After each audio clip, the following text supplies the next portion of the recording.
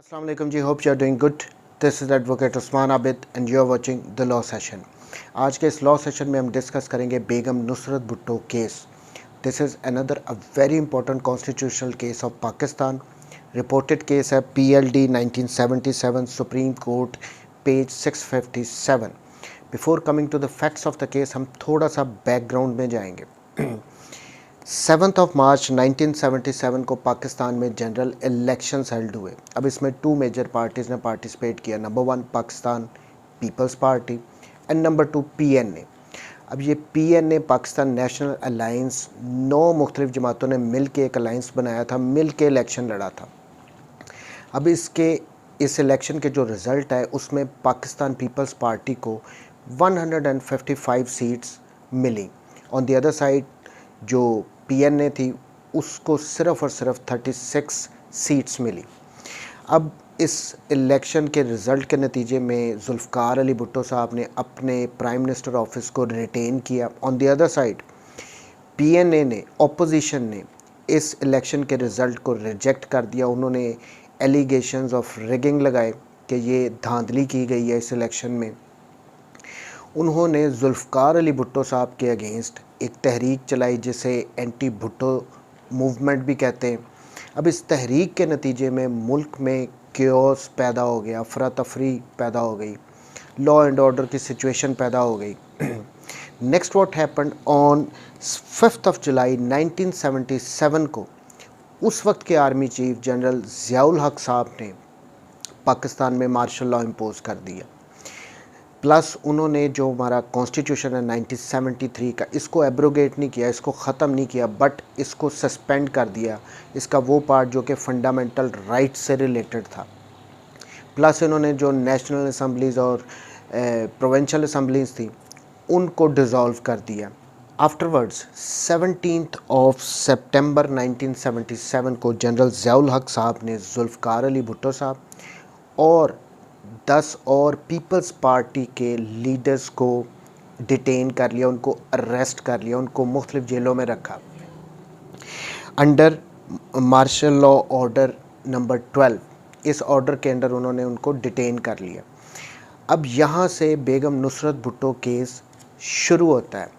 बेगम नुसरत भुट्टो साहिबा जो कि जुल्फ़कार अली भुट्टो साहब की वाइफ थी, उन्होंने इस डिटेंशन के अगेंस्ट एक रिट पिटीशन फाइल की before supreme court of Pakistan under article 184(3). Begum Nusrat Bhutto was represented by mister Yahya Bakhtiar, वो इनके वकील थे. अब उन्होंने जो सुप्रीम कोर्ट में मेन आर्गूमेंट्स किए, जो मेन ग्राउंड्स लिए, नंबर 1 उन्होंने आसमा जिलानी केस पर रिलाई किया. आसमा जिलानी केस वो केस था जिसमें सुप्रीम कोर्ट ऑफ पाकिस्तान ने जो मार्शल लॉ लगाया गया था जनरल याहिया खान साहब की तरफ से, उसको इल्लीगल करार दिया था.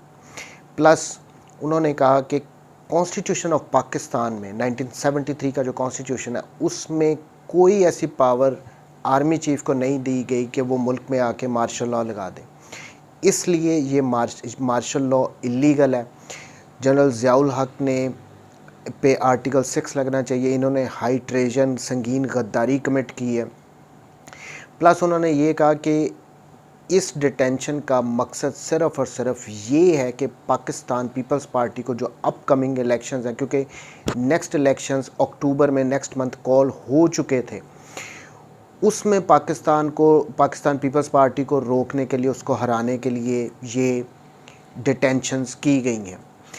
और प्लस उन्होंने ये भी कहा कि for the sake of argument अगर ये मान भी लिया जाए कि ये जस्टिफाइड है, ये मार्शल लॉ नज़रिया ज़रूरत के तहत लगाया गया है, उस वक्त की सिचुएशन के मुताबिक मार्शल लॉ लगाया जाना ज़रूरी था, इवन देन जो ये डिटेंशन की गई है जुल्फ़कार अली भुट्टो साहब की और जो 10 अदर लीडर्स पीपल्स पार्टी के, उनकी डिटेंशन की गई है, वो स्टिल इलीगल है. बिकॉज क्योंकि डिस्क्रिमिनेशन की वजह से, क्योंकि किसी और पार्टी के भी लीडर्स को डिटेन या अरेस्ट नहीं किया गया, सिर्फ पीपल्स पार्टी के ही लीडर्स को डिटेन किया गया. इस वजह से on the basis of discrimination ये जो डिटेंशन है ये इलीगल है.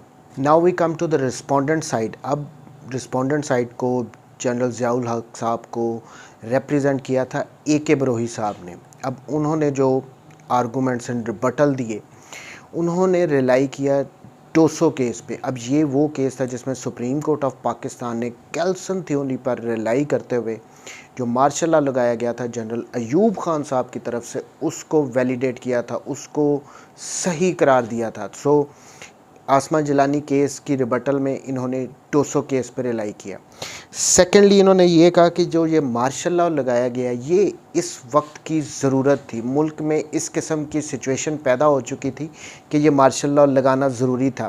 प्लस ये टेम्परेरी है क्योंकि नेक्स्ट मंथ इलेक्शंस कॉल हो जाएंगे और ऑब्वियसली मुल्क में डेमोक्रेसी दोबारा बहाल हो जाएगी। सो ये टेम्परेरी है, ज़रूरत थी, इस वजह से लगाया गया। और चूँकि आइन सस्पेंड हो चुका है तो मार्शल लॉ के अंडर जो भी डिटेंशंस की गई हैं वो लीगल है। अब इस केस में जो डिसीजन दिया गया सुप्रीम कोर्ट की तरफ से, वो यूनानिमसली दिया गया बेंच की तरफ से। उन्होंने कहा नंबर 1 कि जो ये मार्शल लॉ लगाया गया है, जो ये एक्ट किया गया है जनरल ज़ियाउल हक साहब की तरफ से, इनफैक्ट ये मार्शल लॉ नहीं है, ये एक एक्स्ट्रा कॉन्स्टिट्यूशनल स्टेप है जो कि उस वक्त की ज़रूरत थी क्योंकि उस वक्त लॉ एंड ऑर्डर की सिचुएशन थी, मुल्क में अफरा तफरी थी। सो सिचुएशन ऐसी थी कि उनको जनरल ज़ियाउल हक साहब को स्टेप इन करना पड़ा। सो ये उन्होंने without going to the nitty-gritty of the judgement, simple short करके बताता हूँ कि उन्होंने डॉक्ट्राइन ऑफ नेसेसिटी, नज़रिया ज़रूरत को डिस्कस किया, उसको इस्लाम के मुताबिक करार दिया और उन्होंने कहा कि चूँकि उस वक्त की ज़रूरत थी, इसलिए ये जो एक्ट किया गया था जनरल ज़ियाउल हक साहब की तरफ से, ये वैलिड एक्ट है। और प्लस उन्होंने कहा कि ये एक टेम्परेरी एक्ट है, जैसा कि आर्गूमेंट भी गवर्नमेंट की तरफ से यही था कि नेक्स्ट मंथ चूँकि इलेक्शंस कॉल हो चुके हैं तो जो ही इलेक्शन होंगे तो डेमोक्रेसी, जमहूरियत दोबारा से बहाल हो जाएगी। सो ये एक टेम्परेरी एक्ट है, ये एक वैलिड एक्ट है, उस वक्त की ज़रूरत थी। प्लस उन्होंने कहा कि जो ये आसमा जिलानी वाला केस था, उसके फैक्ट्स इस केस से डिफरेंट है बिकॉज़ वहाँ पे जो मार्शल लॉ लगाया गया था जनरल याहिया खान साहब की तरफ से, वो अनवारंटेड था, वो उसकी ज़रूरत नहीं थी। बट यहाँ पे इसलिए वो इलीगल था, लेकिन ये यहाँ पे सिचुएशन ऐसी थी कि जनरल ज़ियाउल हक साहब को स्टेप इन करना पड़ा। और लास्टली उन्होंने ये कहा कि ये जो पिटीशन फाइल की गई है अंडर आर्टिकल 184(3), जो कि उस वक्त फ़ाइल की जाती है जबकि किसी के कोई फंडामेंटल राइट्स जो कि पब्लिक इंटरेस्ट से रिलेटेड हों वो वायलेट किए जाएँ, तो आप डायरेक्ट सुप्रीम कोर्ट में फ़ाइल करते हैं। तो ये जो पिटीशन फ़ाइल की गई है बेगम नुसरत भुट्टो साहबा की तरफ से, चूँकि इस वक्त जो फंडामेंटल राइट्स हैं अंडर कॉन्स्टिट्यूशन 1973 वो सस्पेंड है, इस वजह से ये जो पिटीशन है ये मेंटेनेबल नहीं है। सो इन ग्राउंड्स की बिना पे उन्होंने इस पिटीशन को रिजेक्ट किया। जो डिटेंशन थी ज़ियाउल हक साहब ज़ुल्फ़िकार अली भुट्टो साहब की, उसको लीगल करार दिया। जो ये मार्शल लॉ था उसको लीगल करार दिया था जी Begum Nusrat Bhutto case. Thank you very much जी, टेक केयर, अल्लाह।